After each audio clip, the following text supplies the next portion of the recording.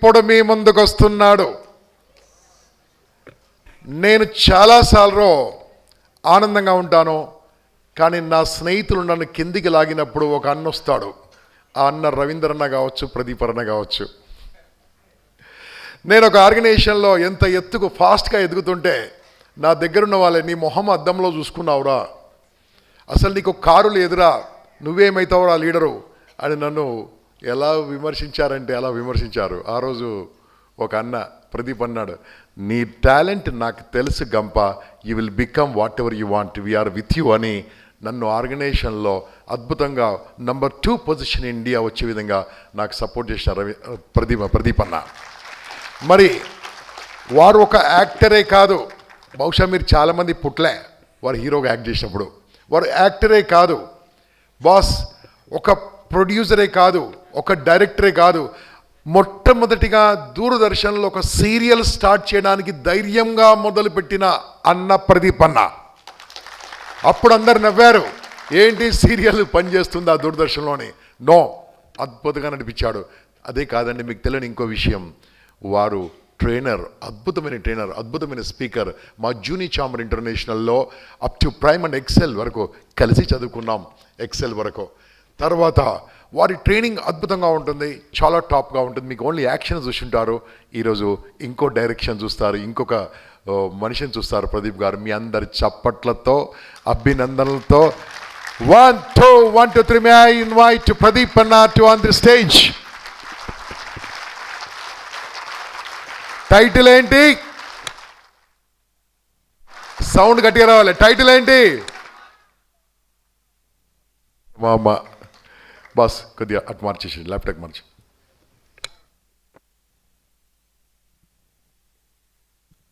Good morning.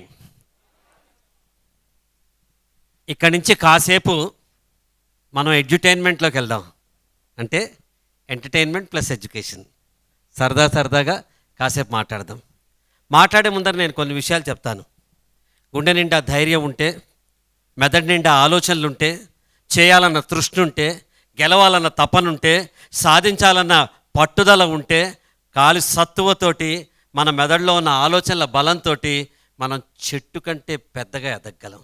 ఒక చిన్న విత్తనం, ఇందాక అతను నాకెవరు సపోర్ట్ చేయట్లేదన్నారు, ఒక చిన్న విత్తనానికి తెలియదు దాంట్లో పెద్ద వృక్షం అయ్యే శక్తి ఉందని. మీలో కూడా ఎవరికీ తెలియదు మీలో ఎంత పైకి ఎదిగే శక్తులు ఉన్నాయో మీకు తెలియదు. నేను చెప్తున్నాను అది. సరే, నా లైఫ్ ఇట్స్ చాలా సింపుల్ లైఫ్ నాది. ఒక లోవర్ మిడిల్ క్లాస్ ఫ్యామిలీలో మా అమ్మ నాన్న చదువుకోరా అని చెప్పినంత స్పష్టంగా డ్రామా స్క్రిప్ట్ చదువుకోరా అని నేర్పించి నన్ను ఒక యాక్టర్ని చేశారు 50 ఏళ్ల క్రితం. ఇప్పుడు 56 ఇయర్స్. నేను 6వ సంవత్సరం నేను థియేటర్లో ఫస్ట్ టైం డ్రామా వేశాను. ఆ డ్రామా వేస్తూ ఉన్నప్పుడు 8th క్లాస్లో ఉన్నప్పుడు మా Telugu sir DS Sharma sir లేరు ఈ రోజున, ఆయనకి నమస్కారం. ఆయన నన్ను పాఠం చదవమన్నారు. నేను పాఠం చదువుతూ ఉంటే ఒకసారి స్టాఫ్ రూమ్ రా అన్నాడు. ఆ రోజుల్లో స్టాఫ్ రూమ్కి రా అని పిల్లాన్ని పిలిచారంటే దాని అర్థం ఏంటంటే జింతా జింతా అని, ఇంకే అర్థం కాదు. లోపలికి వస్తే ఇక ఏదో అవుతుంది. భయపడుతూ వెళ్తే కూర్చో అన్నాడు. ఆశ్చర్యపోయింది. మేము ఈరోజు వ్యవస్థ చెప్పట్లా, టీచర్లు ఆ రోజు ఎలా ఉండేవారంటే, టీచర్ అంటే ఒక దేవుడితో సమానం అని అంత గౌరవం ఉండేది. లోపలికి వెళ్ళి పక్కన కూర్చోబెట్టుకున్నాడు. నీలో వక్తృత్వ ధోరణి ఉంది, నువ్వు వక్తృత్వం డిబేట్స్ అనమాట, వక్తృత్వం అంటే స్పీకింగ్ స్కిల్స్, నువ్వు మాట్లాడటం మొదలుపెట్టు అన్నారు. 8వ క్లాసులో ఒక మామూలు ముద్దలా ఉన్న నేను ఈ తర్వాత ఏ పని చేసినా నా మాటలు నమ్ముకున్నానంటే ఒక టీచర్ నన్ను చూపించి నువ్వు అవుతావు అని నాలో గుర్తించిన ఆ చిన్న బీజం నాలో పెద్ద అయింది. వారికి నమస్కరిస్తున్నాను నేను. సరే, నేను నాటకాలు వేస్తూ జంజాల గారి నాటకమే ఓ చీకటి రాత్రి అనే నాటకం రవీంద్ర భారతిలో వేస్తున్నాను. వయసు 18.5 సంవత్సరాలు, డిగ్రీ 2nd ఇయర్ చదువుతున్నాను. జంజాల గారే ఆ రోజు ఊళ్ళో ఉన్నారని తెలిసి గెస్ట్ కింద ఇన్వైట్ చేశాం. ఆయన చూసి అయిపోగానే ఇట్లా పక్కన గ్రీన్ రూమ్ పక్కన ఉంటుంది కదా రవీంద్ర భారతిలో, వచ్చి నా సినిమాలో హీరోగా యాక్ట్ చేస్తావా అని అడిగారు. మా ఫ్యామిలీ ఫ్రెండ్ ఆయన, ఏదో సరదాగా అన్నాడు అనుకున్నా. నాకు తెలిసే లోపల నేను 3 సినిమాలు హీరోగా యాక్ట్ చేశాను. ముద్దమందారం, 4 స్తంభాలాట, 2 జళ్ళ సీత. యాదృచ్ఛికంగా వచ్చింది అనుకున్న, కృషితోటి నేర్చుకున్నాను. అది అయిపోయిన వెంటనే నాకు భయం వేసింది. ఎన్టీ రామారావు గారి దగ్గర నుంచి, అక్కినేని నాగేశ్వరరావు గారి దగ్గర నుంచి ప్రతి ఒక్కళ్ళు ఇక్కడ ఎస్టాబ్లిష్డ్ యాక్టర్స్ కదా, ఒక మామూలుగా ఈ రోజున్నంత ఓపెన్ కాంపిటీషను, ఈ రోజున్నంత ప్రోత్సాహం లేదు. ఒక సాధారణమైన ఒక వ్యక్తిని నేను రేపు ఎట్టైనా ఫెయిల్ అయితే ఏమవుతాను అని.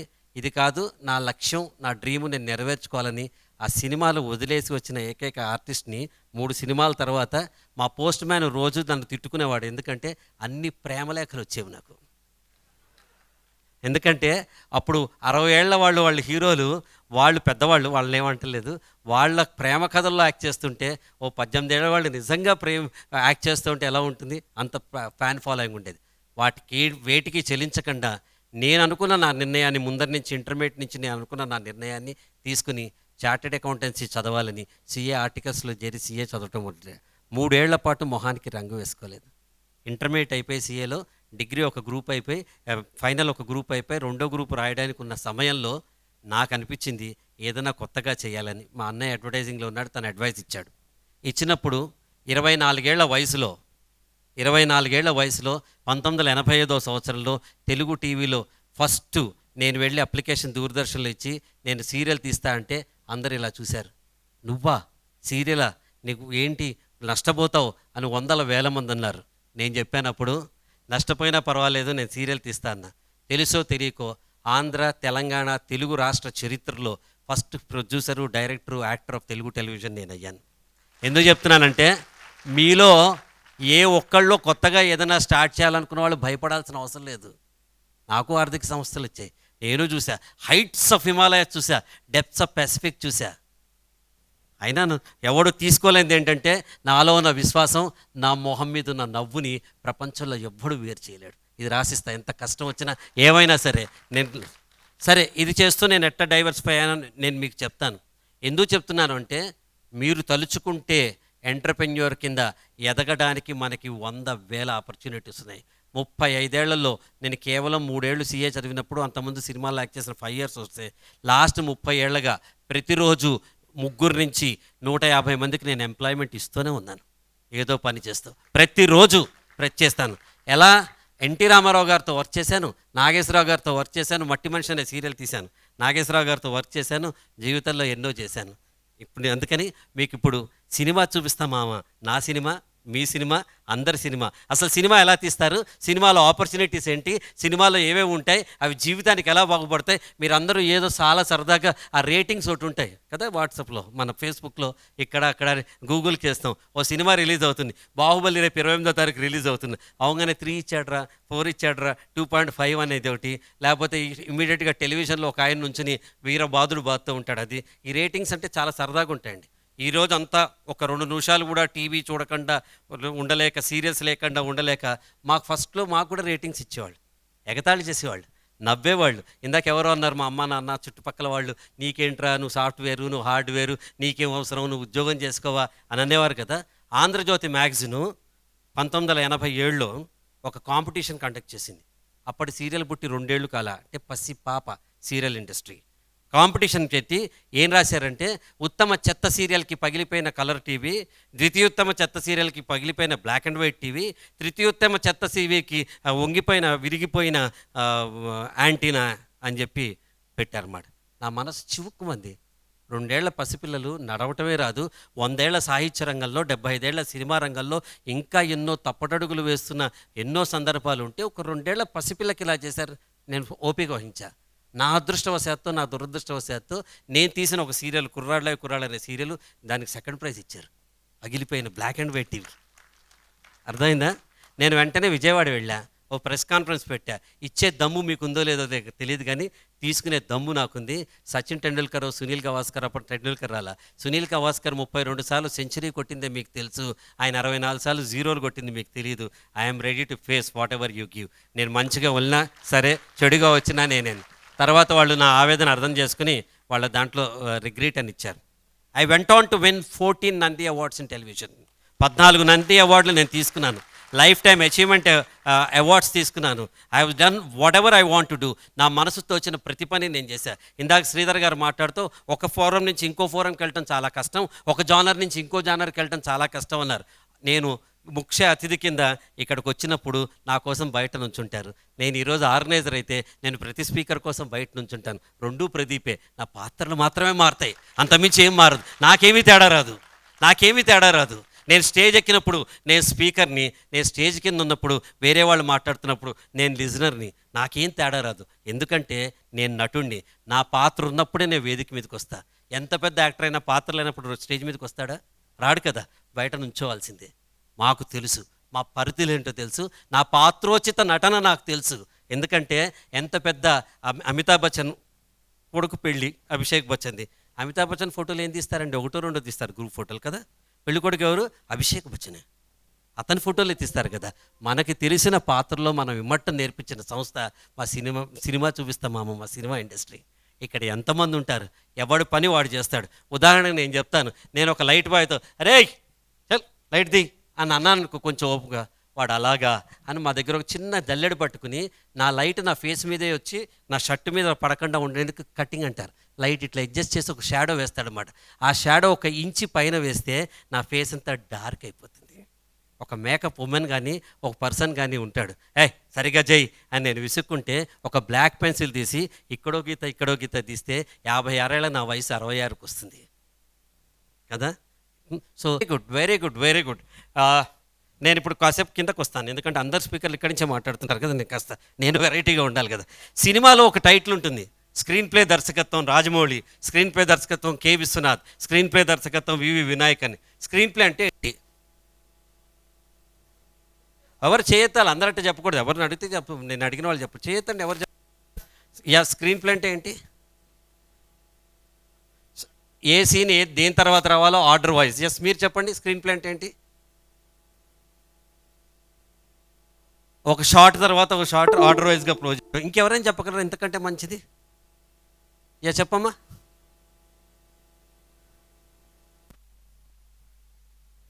ఒక మంచి అర్థవంతమైన మెసేజ్ రావడానికి, అంటే ఇప్పుడు ముమ్మద్ ఖాన్ సినిమా వేసిన తర్వాత ఈ సినిమా పెడితే అర్థవంతమైన మెసేజ్ వస్తుందా? రాదు కదా. అంటే okay, it's all right, I'm not criticizing anyone. ఏమా అటాచ్మెంట్ కోసం అంటే ఓ టైలర్ ఎట్టా బట్టలు కుడతాడో అట్లా ఏ సీన్ తర్వాత ఆ సీన్ అటాచ్మెంట్ కోసం. ఓకే, మీరు చెప్పండి.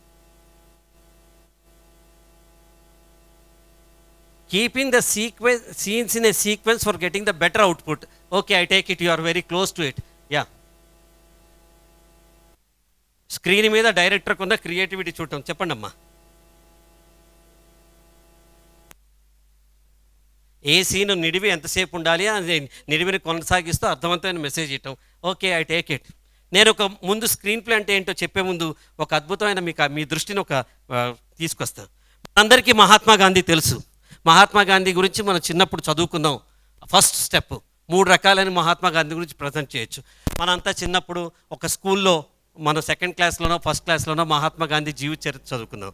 మహాత్మా గాంధీ చిన్నప్పుడు 2వ క్లాస్ చదివేటప్పుడు స్కూల్కి కొంతకాలం వెళ్ళలేదు. తర్వాత రోజు వెళ్ళాడు, స్కూల్లో ఇన్స్పెక్షన్ అవుతోంది. ఇన్స్పెక్టర్ వచ్చాడు. ఇన్స్పెక్టర్ వచ్చి ప్రశ్నలు పెట్టాడు. గాంధీ గారి ప్రశ్నలు తెలియలేదు. ఇటు అటు తిక్కులు చూస్తున్నాడు. టీచర్ ఆయన్ని చూసి కాపీ కొట్టమన్నాడు. ఆయన నేను కాపీ కొట్టను, సత్యమేవ జయతే అన్నాడు. ఇది మనకు తెలుసు కదా. ఇది ఓ రకమైన కథ, ప్రజెంటేషన్. ఇదే కథని మనం సినిమా కంటే ముందర న్యూస్ రీల్ అని చూపిస్తారు. ఇలా ఎంతమంది చూస్తారు? Films division present news reel అని చూపిస్తారు. ఆ న్యూస్ రీల్ ఏంటంటే అది కేవలం వార్తాపరమైన విశేష సంచిక కింద చూపిస్తారు. దాంట్లో చూపించాలనుకోండి, అక్కడ ఏం చూపిస్తాడు? ఓ ప్రపంచ పటం చూపిస్తాడు. ప్రపంచ పటం నుంచి భారతదేశం, ప్రపంచంలోని అత్యున్నతమైన దేశం భారతదేశం. భారతదేశం కనిపించగానే గుజరాత్, భారతదేశంలో ఉంది గుజరాత్లో ఉండగానే పోరుబందరు ఒక మారుమూల ప్రాంతం. 1869 అక్టోబర్ 2న ఓ మహామనిషికి జన్మనిచ్చింది. అక్కడి నుంచి గాంధీ గారు ఎప్పుడు పుట్టారు, ఎప్పుడు ఫస్ట్ క్లాస్ చదివారు, ఎప్పుడు పెళ్ళయింది, ఎప్పుడు బారిస్టర్ అయ్యారు, ఎప్పుడు స్వాతంత్రోద్యమం చేశాడు, ఎప్పుడు క్విట్ ఇండియా చూశారు, ఇవన్నీ క్రోనలాజికల్ ఆర్డర్లో చూపిస్తారు. ఇది మామూలుగా కథలు. కానీ రిచర్డ్ అటెన్బెరో అనే ఫిల్మ్ మేకరు 1991లో గాంధీ అనే సినిమా బెన్ కింగ్స్లేని పెట్టి నేషనల్ ఫిల్మ్ డెవలప్మెంట్ కార్పొరేషన్ వాళ్ళు తీసినప్పుడు ఆయన తీసిన కథ ఈ 2 రకాలుగా లేదు. ఎలా తీశాడు అంటే, ఫస్ట్ సినిమా గాంధీతో స్టార్ట్ కాదు. నాథురామ్ గాడ్సే ఒక ఆటో లాంటి దాంట్లో ఒక చెట్పటియో ట్రిట్పటియో అంటారు, అట్లాంటిది ఢిల్లీలో ఒక ఆశ్రమం బయటకు వస్తాడు. ఆశ్రమం లోపల జనం అందరూ గాంధీ గారి కోసం వెయిట్ చేస్తూ ఉంటాడు. మెల్లగా ఇతను పైన ఒక ఇది కప్పుకుని ఒక షాల్ లాంటిది ఆ జనం మధ్యలోకి వెళ్తాడు. కాసేపటి గాంధీ గారు 2 అమ్మాయిల సాయంతో మెల్లగా, చాలా వయసు ఉంటుంది, నడుచుకుంటూ వస్తాడు. ఉన్న వాళ్ళందరూ అతిథులందరూ ఆయన కోసం వెయిట్ చేస్తున్నాడు. ఆయన చుట్టుముట్టిపోతారు. గాడ్సే కూడా గుంపులోకి వెళ్ళిపోతాడు. ఒక్కొక్కరికి నమస్కరిస్తూ గాంధీ గాడ్సే దగ్గరికి వస్తాడు. నాథురామ్ గాడ్సే నమస్కారం చెప్తాడు. గాంధీ గారు నమస్కారం చెప్తాడు. గాడ్సే నమస్కారం చెప్తూ లోపల నుంచి గంధీసి డిషుమ్మని కాలుస్తాడు. హే రామ్ అంటే కుప్పకూలి పడిపోతారు మహాత్మా గాంధీ. కేకలు, అరుపులు, ఏడుపులు, పెడబొబ్బలు, గొడవలు, ఉన్మాద చర్యలు, మొత్తం దేశంలో ఉన్న కొట్లాట్లు, హిందూ ముస్లిం ఫైట్స్, సో మెనీ టక్ టక్ టక్ టక్ టక్ టక్ టక్ టక్ టక్ టక్ అన్నీ చూపించేస్తారు. చూపించేయంగానే ఒక అంతిమ యాత్ర, ఒక పొజిషన్ అట్లా వెళ్తూ ఉంటుంది. కోట్ల మంది భారతీయులు ఏడుస్తూ ఉంటారు. ఆ ప్రొసెషన్ అట్లా వెళ్తూ ఉంటుంది. స్క్రీన్లో హాఫ్ స్క్రీన్ అయిపోతుంది. అక్కడి నుంచి టైటిల్స్ వస్తాయి. Ben Kingsley as Gandhi, a film by Richard Attenborough అని సినిమాలు వస్తాయి. దర్శకుడు ఏం చెప్పదలుచుకున్నాడంటే, గాంధీ కథ మనకు తెలుసు భారతీయులం కాబట్టి, మనకు తెలియని కాకుండా ఇంగ్లీష్ సినిమా కాబట్టి కొన్ని వందల వేల లక్షల మంది కోట్ల మంది ఈ సినిమా చూసే అవకాశం ఉంది కాబట్టి వాళ్ళకి దర్శకుడు ఏం చెప్పదలుచుకున్నాడంటే, ఎవరు చనిపోతే కోట్ల మంది భారతీయులు ఏడ్చారో అటువంటి విశిష్టమైన కథ, వ్యక్తి కథ నేను మీకు చెప్పబోతున్నా. మీరు చూడబోయే నెక్స్ట్ 2 గంటలు వేస్ట్ కాదు, ఒక మహోన్నత కథ ఇది అని అక్కడి నుంచి ఫ్లాష్ బ్యాక్లో కథ తీసుకెళ్ళి ముందు చెప్తాడు. ఇది స్క్రీన్ ప్లే. మనందరికీ తెలిసిన కథ గజనీ కథ. ఇంటర్వెల్ ముందర 2 డైరీస్ ఉంటాయి, ఒక డైరీయే దొరుకుతుంది. గజనీ చదువుతూ ఉంటాడు, మన కథ చెప్తాడు. ఇంటర్వెల్ అయ్యాక 15 నిమిషాల సేపు ఇంకో 2వ డైరీ కనిపించదు. మా సుశీల్కి టెన్షన్, మొత్తం డబ్బులు ఇచ్చాం కదా, వీడి సినిమా ఏమన్నా సగమే చూపిస్తాడా అని. తర్వాత 2వ డైరీ కనిపించి కథ ముందుకు వెళ్తుంది. మనం చూసిన టైటానిక్ సినిమా చూస్తే ఆ సినిమాలో ఏముంటుంది, ముందు ఒక అందమైన అమ్మాయిని చూపించి ఆ ప్రేమ పాటతో నేను ఇంతే ఆకాశం అని పాడదు కదా, అమ్మాయి పాడుతుందా? పాడదు. ఒక ముసలావిడిని చూపిస్తాడు. ఆ ముసలావిడ మీద స్లోగా కెమెరా వెళ్తుంది. ఆవిడ నెరేట్ చేస్తూ ఉంటుంది తన జీవితం ఎట్టా అయింది, ఆ టైటానిక్ షిప్ ఎలా అయిందని. అక్కడి నుంచి ఆవిడ ఫేస్ మీదకి జూమిన్ అవుతుంది. ఆ ఫేస్ నుంచి ఆవిడ కళ్ళ మీదకి జూమిన్ అవుతుంది. కళ్ళల్లో ఉన్న తడి మీదకి వెళ్తుంది. ఆ తడి నుంచి సముద్ర గర్భంలో ఉన్న తడి మీదకి డిజాల్వ్ అవుతుంది. అక్కడి నుంచి రెక్కై వెళ్తున్న షిప్ వస్తుంది. ఆ షిప్కు వెళ్లాడుతున్న ఒక నెక్లెస్ వస్తుంది. ఆ నెక్లెస్ అందమైన అమ్మాయి మెడలోకి వచ్చి ఫ్లాష్ బ్యాక్ కదా అక్కడ మొదలవుతుంది కదా. అదే సినిమా మనం తీస్తే ఎలా ఉండేది? టైటానిక్ అని తెలుగులో రాసి ఉండేవాడు కదా.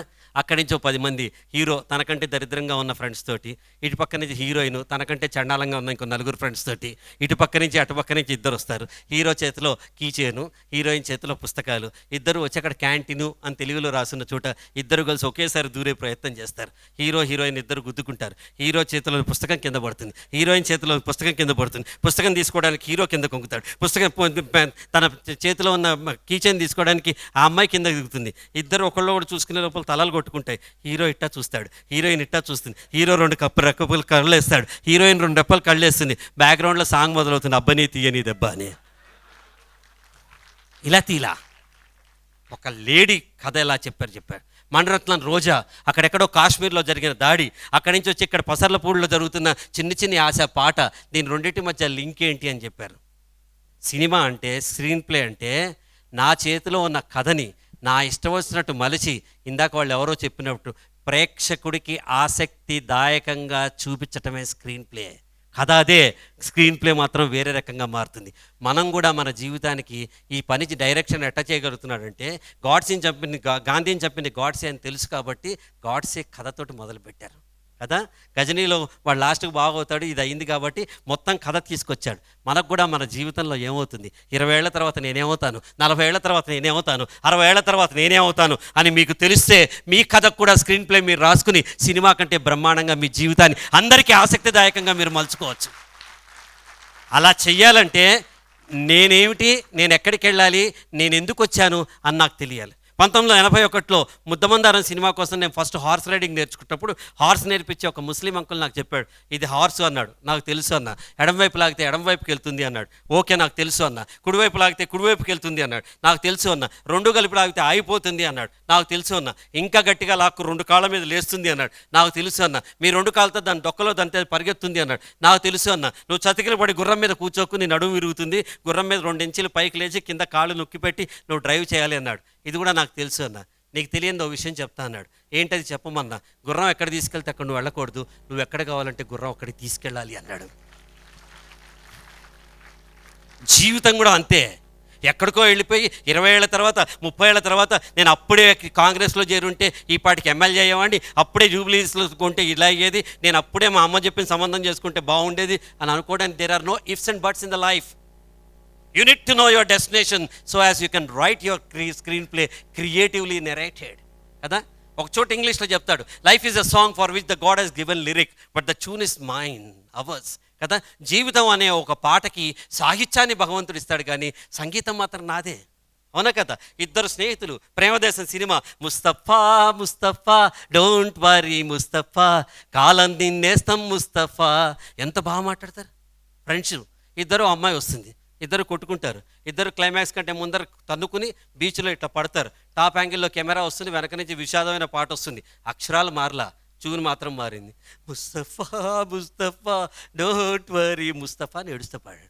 మీ జీవితాన్ని ఆనందమయంగా చేసుకోవాలన్నా, విషాదమయంగా చేసుకోవాలన్నా, జీవితం అనే సాహిత్యాన్ని భగవంతుడు మీకు ఇచ్చాడు కాబట్టి మీ చేతుల్లో ఉంది, ఎవడి మీ చేతుల్లో లేదు. పక్కవాడిని హింసించి వాడిట్టా వీడిట్టా నేనట్టా అని ఇక్కడ ఫ్యాక్టరీలో పెట్టాల్సిన అవసరం లేదు. నేనిట్టా నేనింతే అని మనం అనుకున్న రోజున మన సినిమా చూపిస్తే మనం ప్రపంచానికి మన సినిమా చూపించగలుగుతాం. అలా చూపించాలంటే ముందు మనం తెలుసుకోవాలి. ఇది షిఫ్ట్ చేస్తారా సుశీల్? యా, నేను ఎందుకు చెప్తున్నానంటే సినిమా చూసి అవతల వాడు సినిమా తీస్తారు. రాజమౌళి ఇప్పుడు ఎంతో కష్టపడి సినిమా తీస్తాడు, 2 సెకండ్లో మనం బాగుంది బాగాలేదని చెప్తాం కదా.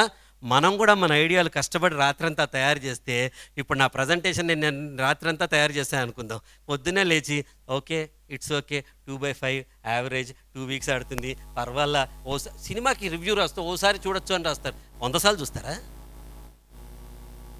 ఏంటి ఇష్టమైతే చూడండి, మీ ఇష్టం, అది మీ చాయిస్. ఒక్కసారి చూడడానికే కదా మనం రాస్తున్నది, సినిమా తీసేది. ఒక్కసారి చూడొచ్చు పర్వాలా, అంతా బాగుంది, ప్రదీప్ ఈ మధ్య లావ్ అయ్యాడు అని రాసింది నాకు రివ్యూలో, టీవీ సీరియల్ రివ్యూలో.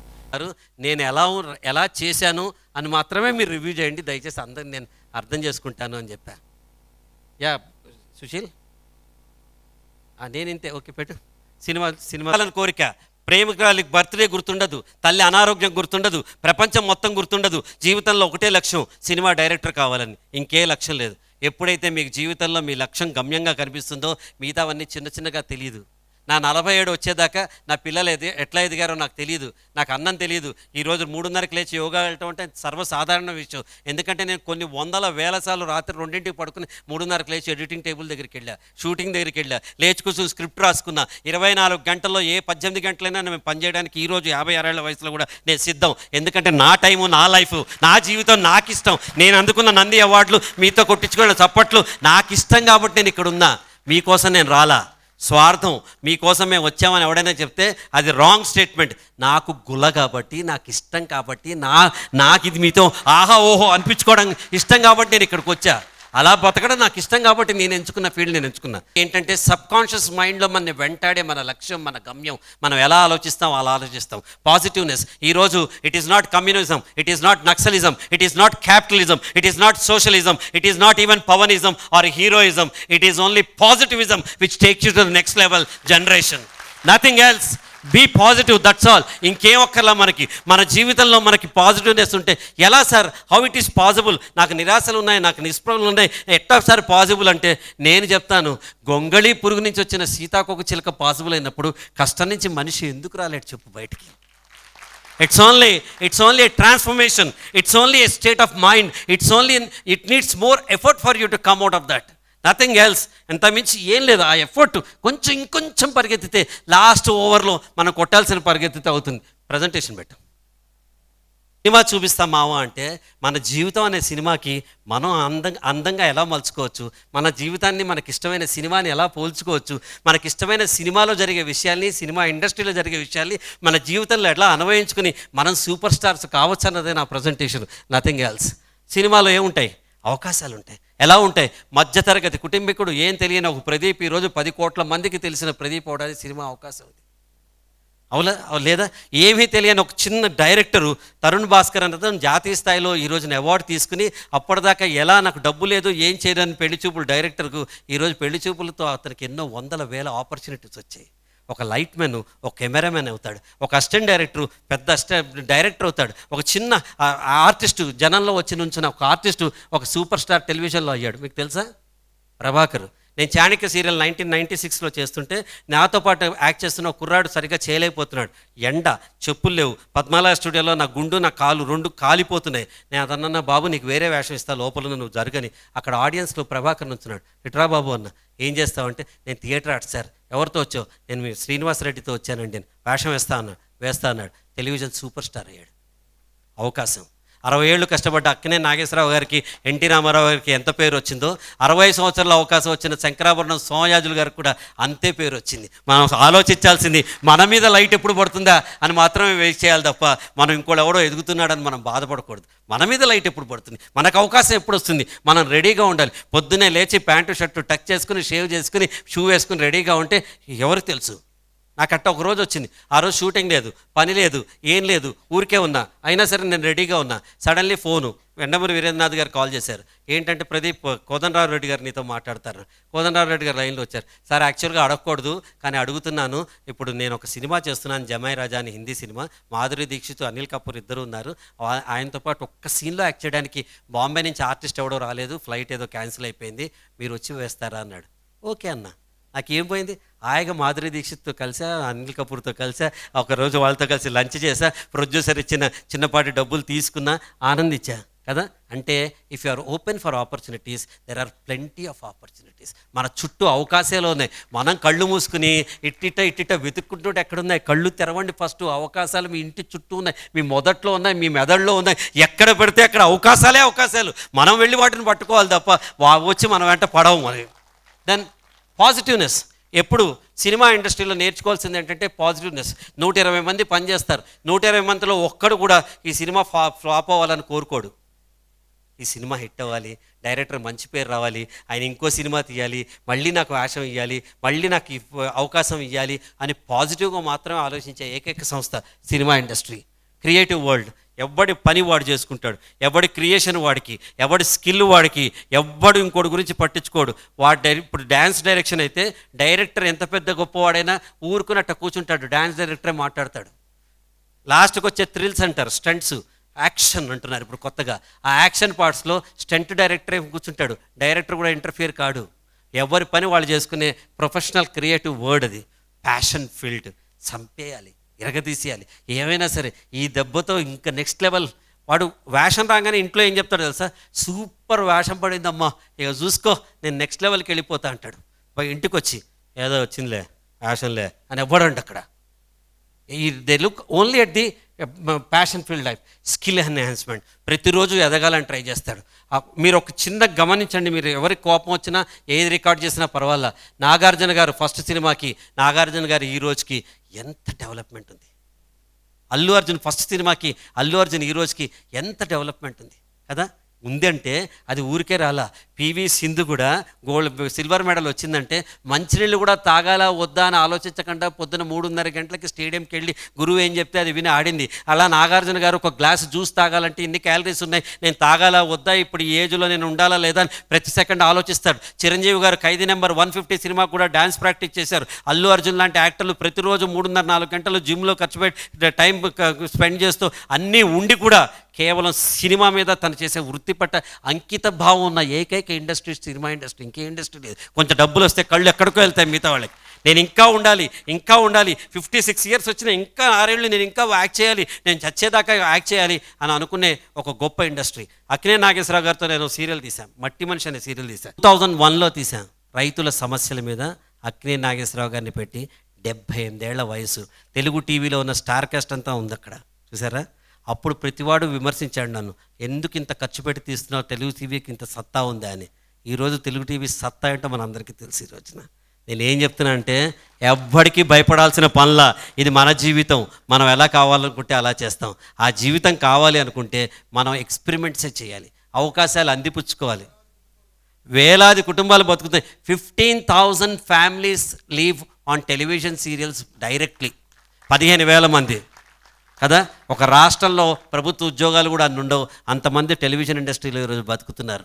దానికి ఫస్ట్ నేను ఏమనుకున్నానంటే, నేను సినిమాల నుంచి టీవీకి షిఫ్ట్ అయినప్పుడు ఒక పత్రికా విలేకరు అడిగాడు, ప్రదీప్ గారు మీరు పెద్ద అంత రొమాంటిక్ హీరో కదా, ఆ సినిమా ఇండస్ట్రీ అంత పెద్దది వదిలేసి మీరు ఇంత టెలివిజన్ సీరియల్ ఇండస్ట్రీకి ఎందుకు వచ్చారండి అన్నాడు. ఇప్పుడంటే పెద్దది, అప్పుడు చిన్నది కదా టెలివిజన్ సీరియల్, ఎందుకు వచ్చారు అని అడిగాడు. దానికి నేను చెప్పిన జవాబు, ఒక దేశంలో సైనికుడి కింద బతికే బదులు ఓ చిన్న దేశంలో ఒక సైన్యాధ్యక్షుడిగా బతకాలనుకుంటున్నాను, నాకంటూ చరిత్ర నాకుంటుంది అని చెప్పాను నేను. ఎందుకు చెప్తున్నానంటే ఎంటర్‌ప్రెన్యూర్ స్కిల్స్ అనే ప్రధానమైనది ఉంది కాబట్టి చెప్తున్నా.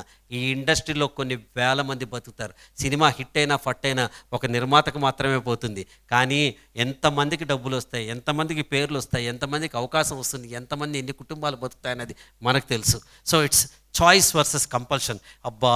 నేను ఈ జీవితం ఏం చేస్తున్నారా అని సాఫ్ట్‌వేర్ ఇంజినీర్ బాధపడతాడు. ఏం బతుకురా సాటర్‌డే, వాడికి సాటర్‌డే రోజు బాస్ ఫోన్ చేస్తే చికాకు. సాటర్‌డే మైడే ఫ్యామిలీ డే ఏం చేయాలి, ఇంటికి వెళ్ళి బట్టలు ఉతకాలి, అంతమించి ఏముండదు అక్కడ. I'm saying it. నేను కూడా ఐటీ ఇండస్ట్రీలో 4 ఇయర్స్ సత్యం కంప్యూటర్స్లో జనరల్ మేనేజర్ హెచ్ఆర్ కింద వర్క్ చేశాను. నాకు తెలుసు వాడికి అది. నాకు సాటర్డే కాదు, అర్ధరాత్రి 12కి ఫోన్ చేసి సార్ ఒక గంట షూటింగ్ ఉంది వస్తారా అంటే 2 minutes సార్ వచ్చేస్తాను సార్ అని వెళ్ళి నుంచిన ఇండస్ట్రీ మాది. ఏ ఇండస్ట్రీలో ఉండదు ఇట్లా. నేను చెప్తున్నా, ఎంత రాత్రి 12కి ఏవైనా సరే. ఎవడైనా బర్త్డే రోజు సెలవు తీసుకోవాలనుకుంటాడు. మేము బర్త్డే రోజు ఏదైనా అవకాశం వస్తే బాగుంటుంది, బర్త్డే రోజు వర్క్ చేస్తే ఏడాదంతా వర్క్ దొరుకుతుంది అని పాజిటివ్గా ఆలోచించే పిచ్చివాళ్ళం. ఇది ఫ్యాక్ట్, నేను చెప్పట్లా. ఎందుకంటే ఇక్కడ కష్టపడి మేము పనిచేయం, ఇష్టపడి పనిచేస్తాం. మీరు చేస్తున్న పనిని మీరు ఇష్టపడటం మొదలెడితే మీ జీవితం కూడా సినిమా ఇండస్ట్రీ ఎంత సూపర్గా కలర్ఫుల్గా ఉంటుంది. Oh my god, oh my god అని, oh my god what a life is this అనుకోండి. అంతే, చిన్న చేంజ్, షిఫ్ట్. అలా అనుకున్నప్పుడు జీవితం మన గురించి మారిపోయి వేరే వేరే మంచి మంచి అవకాశాలు వస్తాయి. Cinema Mantra works, it's creativity and clarity. Creativity ఎంత మైండ్ పనిచేయాలి. నేను 1989లో సాధన అని ఒక టెలిఫిల్మ్ తీశాను. ఇతివృత్తం ఏంటంటే, బాలయ్య గారు స్కూల్ టీచర్, మాధురి అమ్మాయి కనకమహాలక్ష్మి రికార్డింగ్ హీరోయిన్, ఒక హరిజన్ గర్లు, ఆ అమ్మాయి స్కూల్ ఊడ్చే పిల్ల. ఈ టీచర్ మొత్తం అందరి ఆర్డ్స్ అగేన్స్ట్ స్కూల్ని ఎస్టాబ్లిష్ చేసి చిన్న చిన్న పిల్లలందరికీ పాఠం చెప్తూ ఉంటే ఓ పాట పాడితే ఈ అమ్మాయి విని ఇన్స్పైర్ అయ్యి, పంతులు గారు నేను కూడా సాధన చేస్తానండి, నేను కూడా చదువుకుంటానండి అని చెప్పాలి. అలా చెప్తే ఆ మాస్టర్ ఆ పిల్లని చూసి ఎస్ ఈ అమ్మాయిలో టాలెంట్ ఉంది అనిపించడానికి నాకు ఒక ఇన్సిడెంట్ కావాలి. 4 days 5 days 6 days నేను ఇంద్రగంటి శ్రీకాంత్ శర్మ గారు గ్రేట్ రైటర్, ఇప్పుడు ఇంద్రగంటి మోహన్ కృష్ణ డైరెక్టర్ ఉన్నారు కదా, వాళ్ళ ఫాదర్, ఆయన నేను కలిసి విజయవాడ మనోరమ హోటల్లో కూర్చుని ఎంత అంతర్మతం చేస్తున్నా ఇన్సిడెంట్ రావట. అప్పుడు నాకు అంతకు ముందరే నేను 85 నుంచే ట్రైనరు. చాలామంది ఇప్పుడు ట్రైనింగ్ ఏదో కొత్తగా మొదలెట్టారు అనుకుంటారు. 85లో నా 25 ఏళ్లకే నేను జేసీసీ అనే ఆర్గనైజేషన్లో జాయిన్ అయ్యి నేను అప్పుడే ట్రైనరే. ఆ ట్రైనింగ్లో ఒక వర్క్షాప్ నేను క్యాలికట్లో వెళ్తే అక్కడ చెప్పిన ఒక ట్రైనర్ చెప్పింది నాకు ఆ ఇన్సిడెంట్ గుర్తుకొచ్చి ఆ సినిమాలో పెట్టా. ఆ ఇన్సిడెంట్ ఎందుకు చెప్పాను, సినిమా ఇన్సిడెంట్ చెప్తా మీకు ఈజీ అవుతుంది. ఆ టెలిఫిలిం నాకు ఉత్తమ నిర్మాత, ఉత్తమ దర్శకుడు 2 నందులు తెచ్చిపెట్టింది. నాకు అది సాధన. అది కూడా ఇంకా గొప్పది చెప్తా కథ చెప్పే ముందర. ఆ సంవత్సరం నేనే కాదు, నన్ను సృష్టించిన జంధ్యాల గారు, క్రాంతి కుమార్ గారు, విజయనిర్మల్ గారు అట్లా పెద్ద పెద్ద ఆ డైరెక్టర్లు అందరూ సినిమాలు తీసినా వాళ్ళు ఎవరిని కాదని ఉత్తమ దర్శకుడు నేను గెలిచా. గురువు కంటే పైన నేను నా గురువు కాంపిటీషన్లో నేను అవార్డు గెలుచుకున్నా. ఆయన ఎంత సంతోషించారో జంజాల్ గారు. నేను చెప్తున్నా అసలు కథ ఏంటంటే, కథలో ఇలా ఉంటుంది. ఈయన పాట పాడేస్తాడు, ఆ అమ్మాయి వస్తుంది, పంతులు గారు సాధన అంటే ఏటండి అంటుంది. సాధన కాదమ్మా సాధన అనాలి. అంటే ఏటండి అంటే, ఏ పన్నైనా పట్టుదలగా చేసి మనం గెలిచే వరకు వదలకుండా ఉండటాన్ని సాధన అంటారమ్మా అంట. నేను సాధన చేసేస్తానండి. చేసి ఏమవుతావే, ఓ చదువుకుంటానండి, చదువుకుని ఏమవుతావే, కలెక్టర్ అవుతానండి. కలెక్టర్ అయితే ఏమవుతుంది, ఊరు దేశం అంతా బాగుపడుతుంది కదండి, నేను కలెక్టర్ అయిపోతానండి, మన ఊరికన్నీ చేయించేస్తానండి అంటుంది. పంతులు అంటాడు, సరే అమ్మ రేపు మధ్యాహ్నం స్కూల్ వదిలే టైంకి రా, నేను నీకు పాఠం చెప్తాను అంటాడు. నెక్స్ట్ డే పొద్దున్నే ఇతను పేపర్ చూసి ఆ పేపర్లో ఒక ఇండియా మ్యాప్ వస్తుంది, ఏదో ట్రాన్స్పోర్ట్ కంపెనీ అడ్వర్టైజ్మెంట్. అది కట్ చేసుకుని పాపం పాఠం తీసుకెళ్ళడానికి క్లాస్లోకి వెళ్ళి పాఠం చెప్తాడు. పిల్లలందరికీ చెప్తాడన్నమాట, ఇగో ఇది ఒక అడ్వర్టైజ్మెంట్ కట్ చేశాను, ఇక్కడ చూడండి, ఇది భారతదేశం, ఇక్కడ కాశ్మీర్ ఉంటుంది, ఇక్కడ కన్యాకుమారి ఉంటుంది, ఇక్కడ ఇది ఉంటుంది అది ఉంటుంది అని అన్నీ వివరించి చూడండి అంటే ఈ పిల్లలందరూ పడి దాని మీద చింపేస్తారు. ఈ మాస్టర్ గారికి కోపం వస్తుంది, తిడతాడు, బుద్ధి లేదా ఇట్లా చింపారు ఏంటి అని. ఆ కోపంలో ఉన్నప్పుడు ఈ అమ్మాయి వచ్చి, పంతులు గారండి నేను వచ్చేసాను, నాకు పాఠం చెప్పండి అంటుంది. ఈయనే ఉండవే నువ్వు దాని అంటాడు. ఈ అమ్మాయి కళ్ళల్లో నీళ్లు వస్తాయి. అది చూసి మాస్టర్ హృదయం చెల్లిస్తుంది. అయ్యో అనవసరంగా ఈ పిల్లని నేను తిట్టాను అనుకుని ఏం చేయాలో తెలియక తన దగ్గర ఉన్న పేపర్ ముక్కలన్నీ ఉంటాయి కదా పిల్లలు చించేసినవి, అవన్నీ ఏరా పిల్ల చేతిలో పెట్టి, దీన్ని ఇండియా మ్యాప్ని అంటించుకురావే నువ్వు 5 నిమిషాల్లో అంటించుకురా, వచ్చాక చెప్తాలే అంటాడు. ఆ అమ్మాయి వెళ్ళంగానే ఇక్కడ పిల్లలకి చెప్తాడు, పిచ్చిదిరా పాపం అనవసరం తిట్టాను, అది ఇప్పుడు గంటకు వస్తుందిలే, పర్వాలేదు మన పాఠం కంటిన్యూ చేద్దాం అంటాడు. 2 నిమిషాల్లో గోడ కట్టిన బంతిలా వెనక్కి వస్తుంది. అమ్మాయి వచ్చి, పంతులు గారు అంటించేశానండి అంటాడు.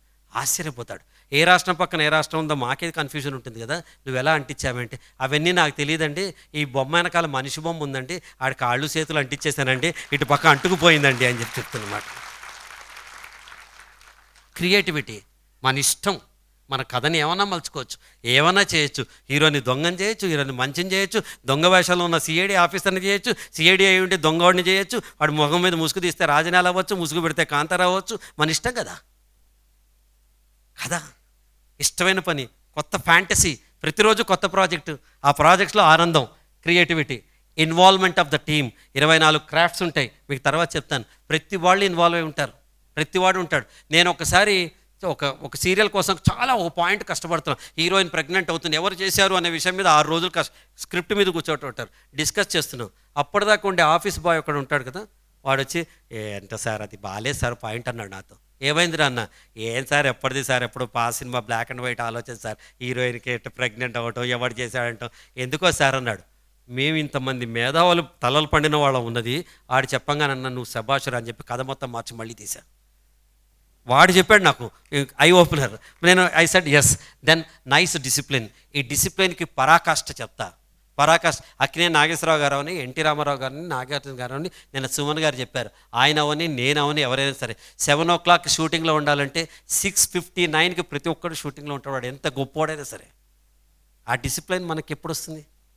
ఈ ఇండస్ట్రీలో మాత్రమే వస్తుంది, ఆ nice discipline. Then enthusiastic passion, ప్రతిదీ ఇన్వాల్వ్ అయ్యి నేను ఏదో సాధించాలి, గెలవాలి అని చూసి మాస్టర్ ఆఫ్ స్కిల్స్. నిన్నటికంటే ఇవాళ కంటే అమేజింగ్ యాటిట్యూడ్, గెలిచి తీరాలనే యాటిట్యూడ్ నాకు ఉంటుంది. సో నా టైటిల్ ఏంటంటే లైట్స్ కెమెరా యాక్షన్.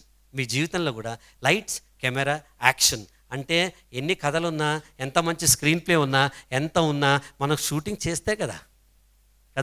మనలో చాలామంది ఏం చేస్తామంటే హోటల్కి వెళ్ళి బిల్లు కడతాం, పక్కవాడు కడతాడని తెలుసు, చేతిలో చేయి పెడతాడు స్వామి, పెట్టే ఉంటాడు, సార్ ఎప్పుడు మీరే ఇస్తున్నారు సార్, నేను ఇస్తా సార్, నేను ఇస్తా సార్, నేను ఇస్తా సార్, సార్ మీరే ఇస్తున్నారు సార్, నేను ఇస్తా సార్, నేను ఇస్తా సార్, నేను ఎప్పుడు ఇస్తావు? జేబులో చేయి బయటికి తీస్తే కదా నువ్వు ఇచ్చేది కదా. మనం కూడా అంతే, అడుగు ముందుకేస్తే నీ కథా స్క్రీన్ ప్లే దర్శకత్వం మారి యాక్టర్స్ చేత యాక్షన్ ఇనిషియేషన్ చేస్తే జీవితంలో మనం ముందుకెళ్తాం. That is called lights camera and action. దాని మీద క్లిక్ చేయవా ఒకసారి 24 క్రాఫ్ట్స్ మీద. ఒక వర్డ్ డాక్యుమెంట్ ఓపెన్ అవుతుంది. మీ అందరికీ ఏం తెలుసు? డైరెక్టర్ తెలుసు కదా, yes or no? Okay. Cinematographer అంటే కెమెరామెన్ తెలుసు కదా, కెమెరామెన్ ఉంటాడు, ఆయన కింద 4-5 అసిస్టెంట్స్ ఉంటారు. దాని తర్వాత స్టంట్ డైరెక్టర్ అంటే యాక్షన్, ఇప్పుడు పీటర్ అట్లా ఉంటారు కదా. లాస్ట్కి వచ్చే క్లైమాక్స్లు అంతా వాళ్ళే చెప్తారు. ఇక్కడ ఎయిర్క్రాఫ్ట్ ఉంటుందండి, ఎయిర్క్రాఫ్టర్ వెళ్ళిపోయి నీళ్ళలో పడుతుందండి, నీళ్ళలోంచి ఇదేదో బయటకు వస్తుందండి, అప్పుడు హీరో కంట్లో సింహాద్రికి వచ్చినట్టు అది కనిపిస్తుందండి, ఆవిడ పరిగెత్తాడండి, మొత్తం స్టంట్ డైరెక్టర్ ఉంటాడు. దాని తర్వాత కొరియోగ్రాఫర్ అంటే డ్యాన్స్ డైరెక్టర్ మనం తెలుసు కదా మీ అందరికీ. దాని తర్వాత ఆర్ట్ డైరెక్టర్ అంటే రూపశిల్పి, అంటే సెట్స్ వేసి ఏ కాస్ట్యూమ్స్ ఏ ఉండాలి, హీరోయిన్లు పాటలు పాడుతుంటే వెనకాల ఏ ఉండాలి, ఇప్పుడు మా ఇల్లు మధ్యతరగతి అయితే వెనకాల ఏ ఉండాలి, నా ఇల్లు పల్లెటూరు అయితే అక్కడ ఎడ్ల బండి ఉండాలి, వాళ్ళ రంగులు ఎలా ఉండాలి, మ్యాచ్ అవ్వాలి అని మొత్తం చేసేవాడు ఆర్ట్ డైరెక్టర్. మ్యూజిక్ డైరెక్టర్ మీకు తెలుసు, ఒక పాటని స్వరపరిచి ఆ పాటను మనందరికీ దేవిశ్రీ ప్రసాద్ అవ్వచ్చు, కీరవాణి గారు ఎవరైనా అవ్వచ్చు. ఎడిటర్ అంటే ఈయన మన అందరం ఏమనుకుంటాం అంటే ఎడిటర్కి టైలర్కి పెద్ద తేడా లేదు, తీసుకొచ్చిన మొత్తం కుట్టేసి బాగుందండి అంటారు. కాదు, ఎడిటర్ ఏం చేస్తాడంటే మొత్తం ట్రిమ్ చేసి జాయిన్ చేస్తాడు. మొత్తం అంతా జాయిన్ చేసిన తర్వాత కథాగమనంలో ఏమన్నా ఈ పర్టికులర్ సీను ల్యాగ్ అవుతుందా, స్లో అయిపోతుందా, ఇంతకుముందు సీన్ ప్రభావం దీని మీద ఉందా, ఇది అవుతుందా, దీన్ని వెనక పెట్టాలా, ముందు పెట్టాలా, దాన్ని ఎలా చేయాలి, ఈ మధ్యలో ఏదైనా క్లోజర్ చేయాలా అంటే షూటింగ్లో పొరపాటున ఏదైనా తప్పు జరిగితే కథాగమనంలో దాన్ని సరిదిద్దే ఒక అత్యుత్తమైన ప్రక్రియ ఎడిటింగ్ అనమాట, పోస్ట్ ప్రొడక్షన్. అది మన జీవితం కూడా అంతే కదా. మన జీవితంలో ఏదైనా తప్పు జరిగితే మళ్ళీ సరిదిద్దుకునేది భగవంతుడు అవకాశం ఇస్తాడు కదా. అట్లా డైరెక్టర్కి కథల యూనిట్కి ఇచ్చిన అవకాశం ఎడిటర్ తర్వాత యాక్టర్లు మీకు తెలుసు కదా. యాక్టర్లు ఎవరు ఉంటారు? మెయిన్ యాక్టర్సు, సపోర్టింగ్ యాక్టర్సు, దాని తర్వాత జూనియర్ ఆర్టిస్టులు అంటారు. జూనియర్ ఆర్టిస్టులు ఎవరంటే వాళ్ళు మనం ఓ పెళ్లి సీన్ జరుగుతుంది, నేను ఇక్కడ హీరోగా నుంచున్నా, వెనక ఒక 50 మంది అడావిడికి ఇటు తీసుకు తిరుగుతూ ఉంటారు కదా. పళ్ళాలు పుచ్చుకున్న వాళ్ళ పని పాట ఏముండదు, ఇటు ఆ భావన చేస్తున్నాను, మనకంటే ఎక్కువ హడావిడిగా తిరుగుతూ ఉంటారు వాళ్ళు కదా. వీళ్ళందరూ నాకంటే 2 గంటల ముందు షూటింగ్కి వస్తారు. వాళ్ళందరికీ కాస్ట్యూమ్స్ ఇస్తే కాస్ట్యూమ్స్ వేసుకుంటారు, మేకప్ కావాల్సి వస్తే మేకప్ వేసుకుంటారు, వెయిట్ చేస్తారు. ఒక్కొక్క రోజు షూటింగ్ రావచ్చు, రాకపోవచ్చు, అవకాశం రావచ్చు, రాకపోవచ్చు. పర్ డే డైలాగ్ ఉంటే 1500, డైలాగ్ లేకపోతే 500 రూపాయలు రెమ్యునరేషన్. కానీ వాళ్ళు కూడా నేనెంత ఫీల్ అయ్యానో ఆర్టిస్ట్ కింద అంతే ప్రైడ్ తీసుకుని యాక్ట్ చేస్తూ ఉంటారు వీళ్ళు. So senior artist, supporting actors, and then junior artist, then dubbing artist. నేను డబ్బింగ్ చెప్తే నేను చెప్పకుండా ఇంకోళ్ళు ఎవరో డబ్బింగ్ చెప్తే కదా. ఇప్పుడు హీరోయిన్లు ఎవరికి వాళ్ళు డబ్బింగ్ చెప్పరు, ఎవరో చెప్తారు డబ్బింగ్, వాళ్ళు వేరే ఆర్టిస్ట్ ఉంటారు.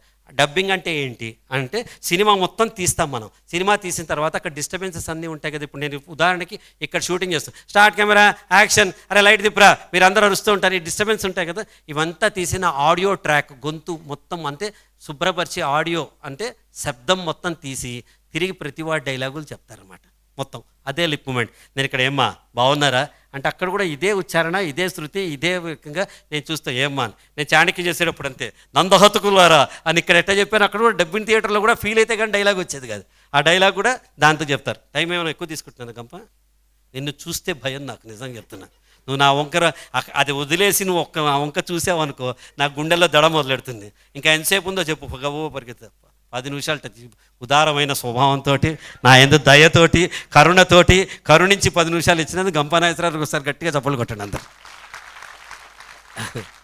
దెన్ డబ్బింగ్ ఆర్టిస్టులు అయిపోయాక స్టిల్ ఫోటోగ్రాఫర్లు. స్టిల్స్ తీసి మన అందరికీ పబ్లిసిటీకి యూజ్ అవుతాయి కదా, ప్రతిదీ స్టిల్ తీస్తారు. ఎందుకు తీస్తారంటే నేను ఆఫీస్ నుంచి ఇంట్లోంచి బయలుదేరే సీను 1900 ఉదాహరణకి ఆగస్టు 12వ తారీఖు తీస్తారు. నేను ఇంట్లోంచి బయటికి వెళ్ళినప్పుడు ఈ షూ, ఈ ప్యాంటు, ఈ షర్టు, ఇది కంప్లీట్ ఇలా ఉంటా. ఎప్పుడో సెప్టెంబర్ 30వ తారీఖు నాడు నేను ఆఫీస్కి వచ్చే సీన్ తీస్తారు. మళ్ళీ అక్టోబర్ 15వ తారీఖు నేను మధ్యలో కారులో ఫ్రెండ్ని కలిసే సీన్ తీస్తారు. ప్రతిసారి ఇదే వేషధారణలో నేను ఉండాలి కదా. అవన్నిటికీ ఫోటోలు తీస్తారు, కంటిన్యూటీకి పబ్లిసిటీ కోసం ఫోటోలు తీస్తారు. వాళ్ళు స్టిల్ ఫోటోగ్రాఫర్. మూవీ రైటర్స్, కథ ఎలా రాస్తాను నేను తర్వాత మాట్లాడతా. ప్రొడక్షన్ ఎగ్జిక్యూటివ్స్ అంటే మేనేజర్స్. మనకి ఎట్లా ఆఫీస్లో మేనేజర్స్ ఉంటారో, ఈ ప్రొడక్షన్ వాళ్ళందరూ ఎవరు వస్తారు, ఎవరు పోతారో, వాళ్ళు భోజనం ఎట్టా మొత్తం ఆర్గనైజ్ చేసే అడ్మినిస్ట్రేటివ్ టీం. మేకప్ మెన్, మా అందరికీ మేకప్ వేసేవాళ్ళు. కాస్ట్యూమ్ డిజైనర్స్ అంటే బట్టలు, ఏ వేషానికి ఏ బట్టలు వేసుకోవాలో వాళ్ళు వేస్తారు. పబ్లిసిటీ డిజైనర్స్, ఈ పబ్లిసిటీ బయటకు వెళ్ళి ఎలా చేయాలో వాళ్ళు చేస్తారు. ఆడియోగ్రాఫర్స్ అంటే డబ్బింగు, రీ రికార్డింగ్ అంటే వెనకొచ్చే శబ్దం, మాటకి మధ్య రీ రికార్డింగ్. ఆడియోగ్రాఫర్స్ ఉంటారు. అవుట్డోర్ లైట్ మెన్, నేను బయటకు వస్తే ఈ లైట్లన్నీ తీసుకొచ్చే లైట్ మెన్లో యూనియన్ ఉంటుంది. వాళ్ళు ఎంత పెద్ద పెద్ద లైట్లు మోసుకుని, ఇట్ ఈస్ సింపుల్, నన్ను తీసుకెళ్ళి ఆ కొండ మీద దింపొస్తాడు. వాడు కింద నుంచి పైదాకా లైట్ మోసుకున్న పాపం కార్మికులందరూ ఎంతమంది, అంటే తాజ్మహల్ కట్టించే కూలీలు ఎంతమంది అన్నట్టు ఈ లైట్ మెన్ చూస్తే నాకు కళ్ళమ్మ నీళ్ళు వస్తుంది. అంత కష్టపడి చేసే లైట్ మెన్లు ఉంటారు. దాని తర్వాత స్టూడియో వర్కర్స్, కార్పెంటర్స్, మోడర్స్, వీళ్ళందరూ. ప్రొడక్షన్ అసిస్టెంట్ అంటే నేను ఆ బాయ్ కాఫీ రా అంటే తెచ్చిచ్చే కాఫీ ఇచ్చే బాయ్ని ప్రొడక్షన్ అసిస్టెంట్స్ అంటారు. దాని తర్వాత సినిమా డ్రైవర్స్, ఇన్ని కార్లు ఇన్ని వెహికల్స్కి డ్రైవర్స్ యూనియన్ ఉంటుంది. ఆ డ్రైవర్స్ అందరు ఒకటి. Outdoor unit technicians, camera assistants, కెమెరాతో పాటు ఇద్దరు వస్తారు. నగారా అంటే మీకు ఆ స్పూల్ రికార్డర్లా కనిపిస్తుంది కదా, సౌండ్ రికార్డింగ్, దాని అసిస్టెంట్స్ వస్తారు. దాని తర్వాత ప్రొడక్షన్ ఉమెన్ అంటే ఈ క్లీన్ చేసి మన గిన్నెలు, ప్లేట్లు, పాపం వాళ్ళందరూ మనం తిన్న తర్వాత క్లీన్ చేసి ఆడవాళ్ళు. లాస్ట్కి జూనియర్ ఆర్టిస్టు. 24 క్రాఫ్ట్లు కలిపితే ఒక సినిమా. లక్షల మంది దీని మీద బతుకుతారు ఆశయంతో. స్కిప్ చేయమ్మా, నెక్స్ట్. ఇంతమంది ఈ బతుకుతారు సినిమాని. సో లైట్స్ కెమెరా యాక్షన్లో ఫస్ట్ మనం తీసుకోవాల్సింది writer, the creative pen.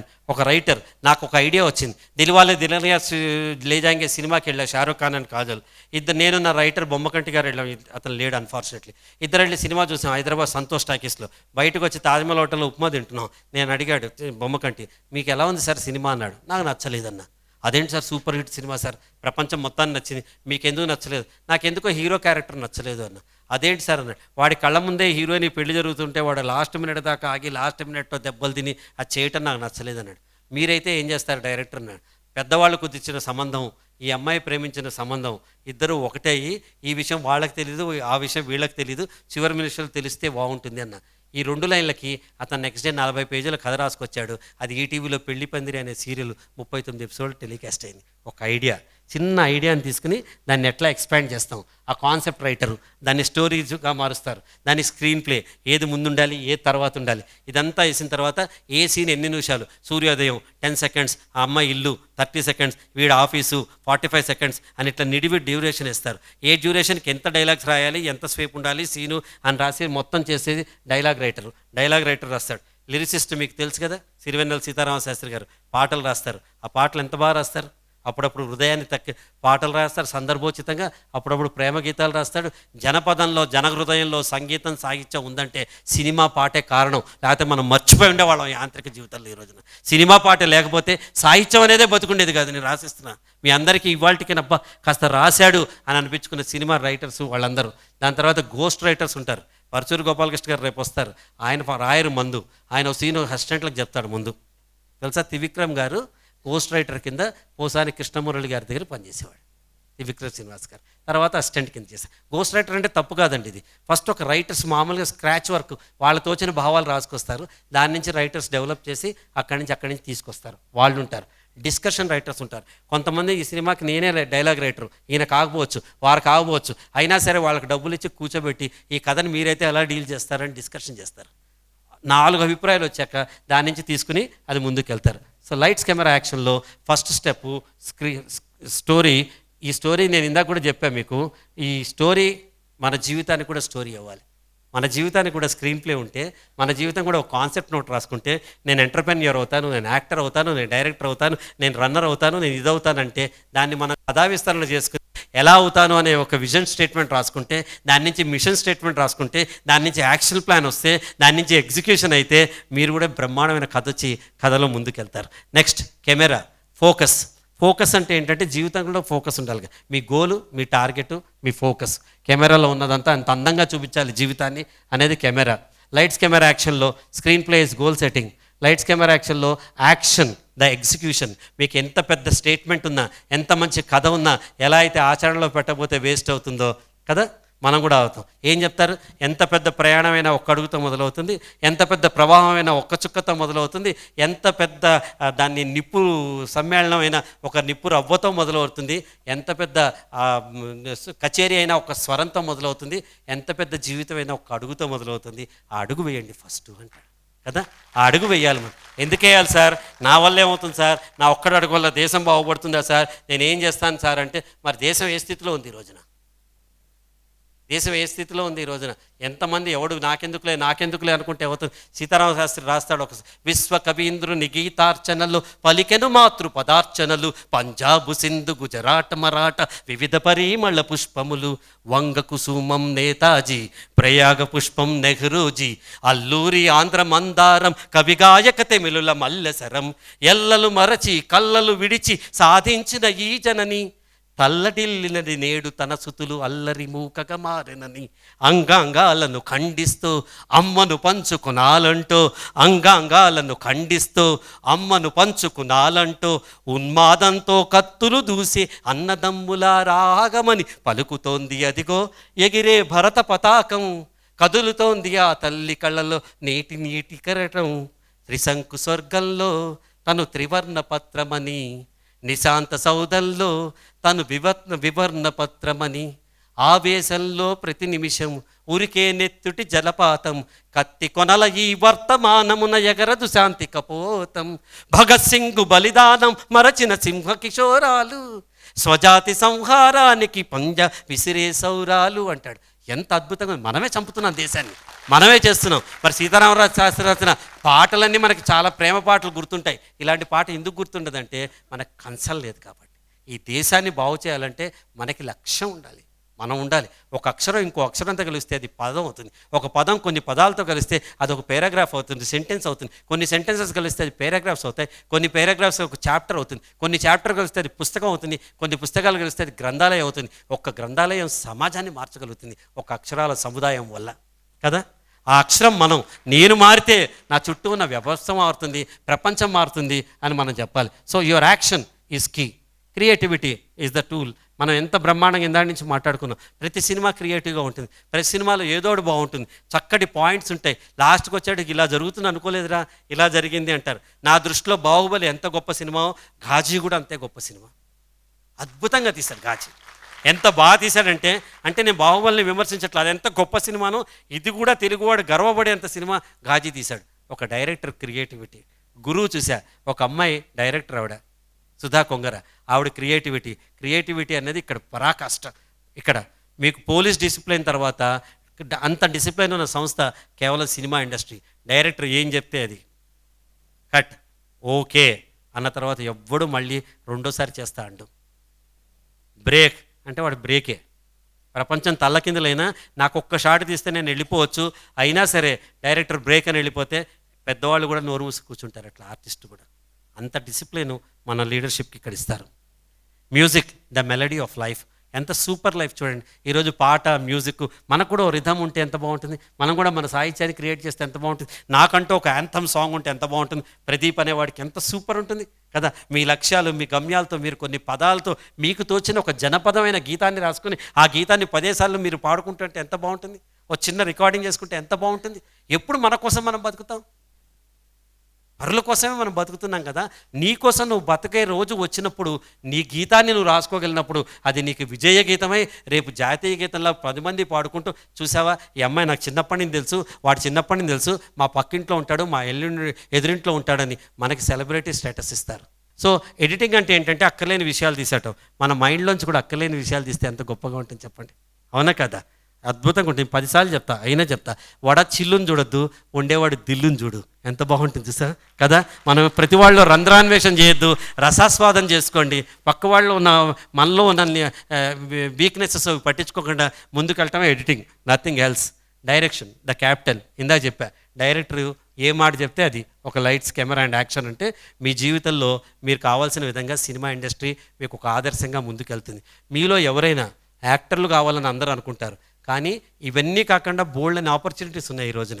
Assistant డైరెక్టర్లు అవ్వచ్చు, టెక్నికల్గా అవ్వచ్చు, ఎడిటింగ్లో మనం జాయిన్ అవ్వచ్చు, కొరియోగ్రాఫర్స్ అవ్వచ్చు, డ్యాన్స్ అసిస్టెంట్స్ అవ్వచ్చు, గ్రాఫిక్స్ ఇప్పుడు అన్నీ మొత్తం చేస్తున్న గ్రాఫిక్స్ అవ్వచ్చు, కెమెరా అసిస్టెంట్లు అవ్వచ్చు.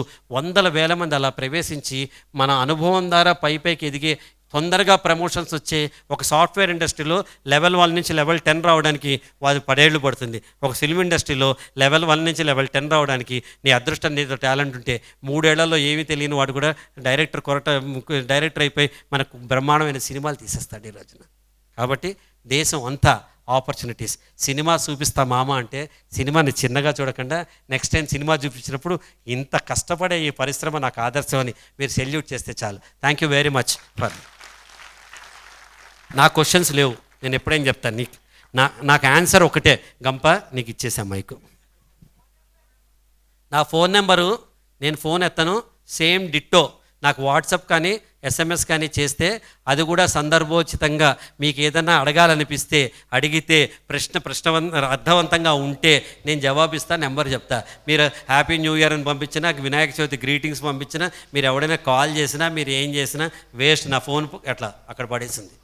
నేను ఎప్పుడు చూస్తా అంటే ఫోను, నేను కారు ఎక్కి డ్రైవర్ నడిపేటప్పుడు ఇక్కడి నుంచి మా ఇంటికి వెళ్ళటానికి 30 నిమిషాలు పడితే ఆ 30 నిమిషాల్లో నేను ఫోన్లు చూసి నా మిస్డ్ కాల్ అలర్ట్ ఉంది నాకు అన్నీ చూసుకుని నా తీరిక సమయాల్లో మీ ఫోన్లకు ఆన్సర్ ఇస్తా తప్ప మీరు ఫోన్ రాగానే నేను తీరిక చేసుకుని ఆన్సర్ చేయను.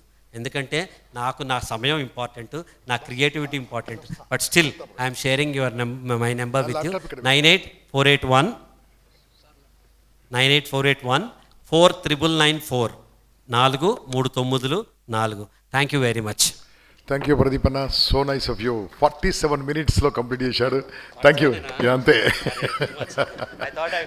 నాకు 1 hour అనుకున్నాను. సో చప్పట్లు కొట్టాడా గట్టిగా? ఓకే, ఇక్కడ నాది కాదు, నా ల్యాప్టాప్ పెట్టుకున్నాను.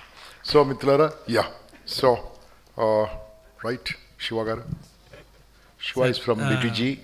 సార్ గురించి చెప్పాలంటే మా కంపెనీలో దాదాపుగా 20,000 మందికి ఒకే స్టేజీ మీద కూర్చొని వాళ్ళ జీవితాలు మార్చారు సార్ మోటివేషన్ అని. సో ప్రతి ఒక్కళ్ళు కూడా సార్ చెప్పిన ప్రతి ఒక్క పాయింట్ని మీరు నోట్ చేసుకొని అది రివ్యూ చేసుకొని ఒక్కసారి రిమైండర్ చేసుకోండి. Thank you. అదే అండి ప్రదీప్ గారు, ఈ వన్ సెషన్ ఈ అడ్రస్ 20,000 పీపుల్, 20,000 మందికి ట్రైనింగ్ ఇచ్చారు. అయితే ఇంకా మా తెలుగు వాళ్ళు 20,000 మందికి క్లాస్ ఇచ్చిన వాళ్ళు ప్రదీప్ అన్న ఇంకెవ్వలేదు అనుకుంటా. నేను మాత్రము 8,500 మందికి ఇచ్చాను క్లాస్, ఒకటే క్లాస్. 3 hours కూర్చున్నారు జాగ్రత్తగా. అన్న సో మిత్రులారా, ప్రదీప్ గన్న అక్కడే